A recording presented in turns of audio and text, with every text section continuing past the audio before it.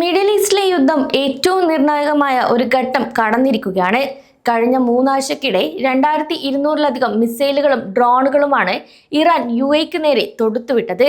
എന്നാൽ നമ്മുടെയൊക്കെ സുരക്ഷ ഉറപ്പാക്കിക്കൊണ്ട് UAEയുടെ ശക്തമായ വ്യോമ പ്രതിരോധ സംവിധാനങ്ങൾ ഈ ആക്രമണങ്ങളിൽ 95% ആകാശത്ത് വെച്ച് തന്നെ തകർത്തു. എന്നാൽ ഇറാൻ എന്തിനാണ് വീണ്ടും UAEയെ ലക്ഷ്യമിടുന്നത്? ഇറാനെതിരായ അമേരിക്ക-ഇസ്രായേൽ സംഘർഷത്തിന്റെ നീക്കങ്ങളിൽ UAEക്കും പങ്കുണ്ടോ? നിലവിൽ പുറത്തുവരുന്ന റിപ്പോർട്ടുകളിലെ സത്യാവസ്ഥ എന്താണ്? വിശദമായി അറിയാം. പ്രമുഖ അന്താരാഷ്ട്ര മാധ്യമമായ വാൾ സ്ട്രീറ്റ് ജേർണൽ റിപ്പോർട്ട് ചെയ്യുന്നതനുസരിച്ച് ഇറാനെതിരായ സൈനിക നടപടികളിൽ പങ്കുചേരാൻ UAE താൽപര്യം പ്രകടിപ്പിച്ചിട്ടുണ്ട് എന്നാണ് വ്യക്തമാക്കുന്നത്. ഹോർമുസ് കടലിടുക്ക് വീണ്ടും തുറക്കുന്നതിനായി അമേരിക്കൻ പ്രസിഡന്റ് ഡൊണാൾഡ് ട്രംപ് കരമാർഗമുള്ള യുദ്ധത്തിന് പദ്ധതിയിടുന്നതായാണ് സൂചന. എന്നാൽ ഇത് സംബന്ധിച്ച് ഔദ്യോഗികമായി അറിയിച്ചിട്ടില്ല.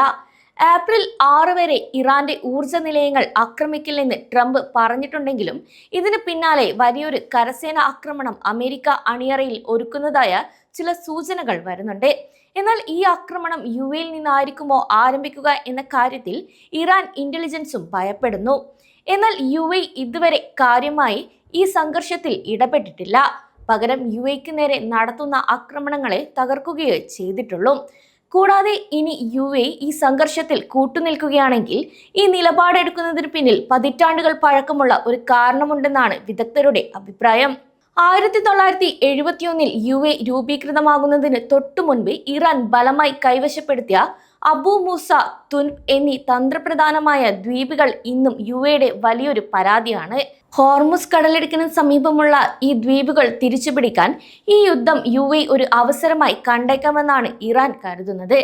വെറുമൊരു വെടിനിർത്തൽ കൊണ്ട് കാര്യമില്ലെന്നും ഈ പ്രശ്നത്തിന് ഒരു നിർണായക അന്ത്യം വേണമെന്നാണ് UAEയുടെ അമേരിക്കൻ അംബാസിഡർ കഴിഞ്ഞ ദിവസം വ്യക്തമാക്കിയത്. അതിനാൽ UAEയുടെ പങ്കും ഇതിൽ ഉണ്ടാകുമോ എന്ന കാര്യത്തിൽ ഉറപ്പു പറയാൻ സാധിക്കില്ല എന്നാണ് അറിയിക്കുന്നതും. എന്നാൽ UAE ഇതുവരെ ഒന്നും പ്രതികരിച്ചിട്ടില്ല. മറിച്ച് നിലവിലെ അവസ്ഥയിൽ UAEയിലെ പ്രവാസികളുടെ സുരക്ഷയ്ക്കാണ് മുൻഗണന നൽകുന്നത്. ഇനി UAE ഇത്തരമൊരു സൈനിക നീക്കത്തിലേക്ക് കടന്നാൽ UAEയിലെ ജനങ്ങൾ സുരക്ഷിതരായിരിക്കും. ഒരു 90% UAE കൂട്ടുനിൽക്കില്ല എന്നാണ് വിദഗ്ധർ പുറത്തുവരുന്ന സൂചനകളുടെ അടിസ്ഥാനത്തിൽ വ്യക്തമാക്കുന്നത്. കൂടാതെ നേരത്തെ പറഞ്ഞതുപോലെ യുദ്ധഭീതി നിലനിൽക്കുമ്പോഴും UAEയിലെ പ്രവാസികൾ പരിഭ്രാന്തരാകേണ്ട സാഹചര്യമില്ല.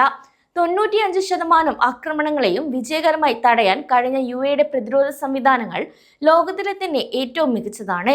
ഇനി മിസൈലുകൾ തകർക്കുന്ന ശബ്ദം കേൾക്കുമ്പോൾ പരിഭ്രമിക്കാതെ സുരക്ഷിത സ്ഥാനങ്ങളിൽ തന്നെ തുടരണം.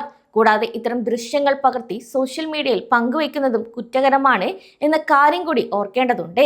ഇനി കാര്യങ്ങൾ ഇങ്ങനെയൊക്കെയാണെങ്കിലും പശ്ചിമേഷ്യയിലെ മാറ്റങ്ങൾ പ്രവാസികളുടെ ജീവിതത്തെ ബാധിക്കാൻ സാധ്യതയില്ല എന്നാണ് പറയുന്നത്.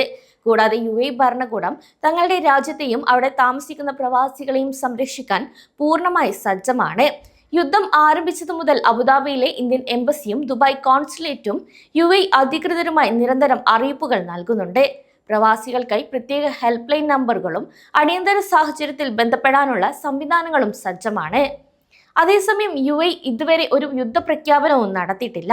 മറിച്ച് മേഖലയിലെ സമാധാനം നിലനിർത്തണമെന്നും ചർച്ചകളിലൂടെ പ്രശ്നങ്ങൾ പരിഹരിക്കണമെന്നാണ് UAEയുടെ ഔദ്യോഗിക നിലപാട്. UAE president Sheikh Mohammed bin Zayed Al Nahyan പലതവണ ഇക്കാര്യം വ്യക്തമാക്കിയിട്ടുമുണ്ട്. യുദ്ധം ആരംഭിച്ചതിന് ശേഷം കഴിഞ്ഞ 4 ആഴ്ചയായി UAEക്ക് നേരെ നടക്കുന്ന ആക്രമണങ്ങളെ തകർക്കാൻ മാത്രമാണ് UAE സൈന്യം ശ്രമിക്കുന്നത്. അതായത് രാജ്യം ഒരു ഡിഫൻസീവ് മോഡിലാണ്. തങ്ങളുടെ വ്യോമപരിധി ലംഘിക്കുന്ന മിസൈലുകളെയും ഡ്രോണുകളെയും തടയുക എന്നതിനപ്പുറം ഇറാനെതിരെ തിരിച്ചടിക്കാൻ UAE ഇതുവരെ തുനിഞ്ഞിട്ടില്ല.